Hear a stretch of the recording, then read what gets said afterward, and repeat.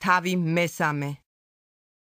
ასევე ცოლები დაემორჩილონ თავიანთ ქმრებს, რათა ისინი, ვინც არ ერწმუნებიან სიტყვას, სიტყვის გარეშე იყვნენ მოგებულნი თავიანთი ცოლების საქციელით. იხილავენ რა თქვენს უბიწო ქცევას მოშიშობით.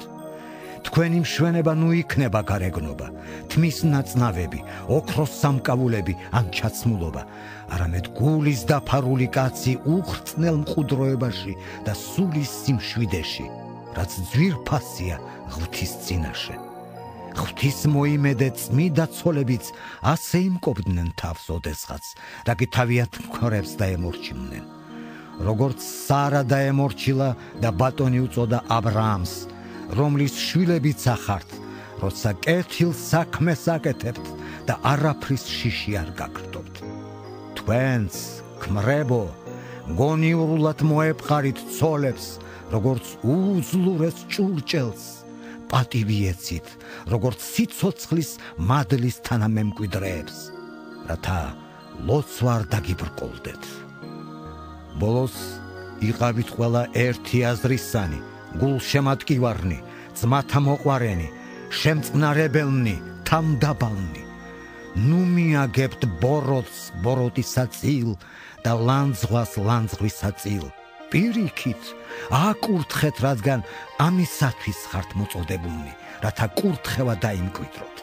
რადგან ვისაც სიცოცხლე უყვარს და კეთილი დღეების ხილვა, შეიკავოს ენა ბოროტისაგან და მისი ბაგეები ნუ იტყვიან ზაკვას.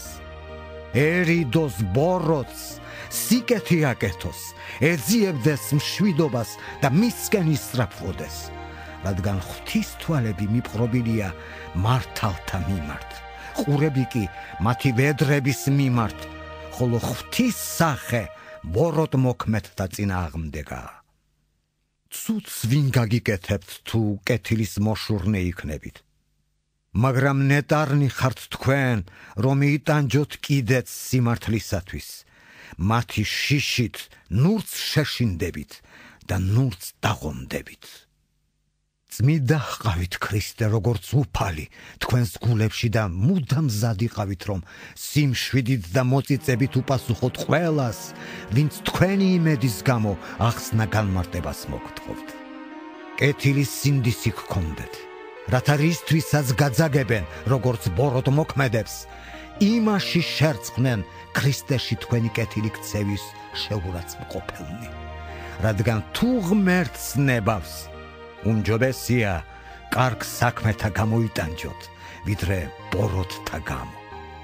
რადგან ქრისტეც მოკვდა ერთხელ ჩვენი ცოდვების გამო, მართალი უსამართლოთა გამო, რათა მივეყვანეთ ღმერთთან, მოკლულ იქნა ხორცით და გაცოცხლდა სულით, რომლითაც წავიდა და უქადაგა საპყრობილეში სულებსაც, ურწმუნონი რომ იყვნენ ოდესღაც, როცა ელოდნენ ღვთის სულ გრძელებას ნოეს დღეებში, სანამ მზადდებოდა კიდობანი, რომელშიც ცოტა, ესე იგი 8 სული გადაურჩა წყალს.